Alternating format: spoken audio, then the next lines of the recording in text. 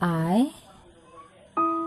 তোমাৰ সতে শেষ দেখা মোৰ মনত নাই।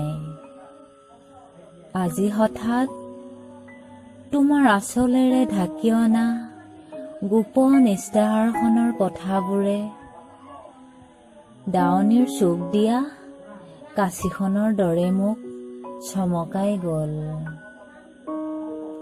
আকালৰ জুয়ে পুৰি নিয়া বনুৱাহঁতৰ তীখাৰ হাতুৰিটো প্ৰচণ্ড শব্দই মোক সোঁৱৰাই দিলে তোৰ সন্মুখত।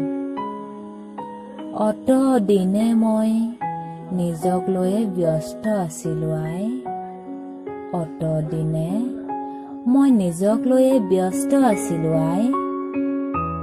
আজি তোমাক পালোঁ, তীখাৰ তীক্ষ্ণতা আৰু থুৰ মেলা শস্যৰ মাজত। মোৰ আই, কোন কাহানী বাই আহি ৰৈ আছে মোৰ সন্মুখত।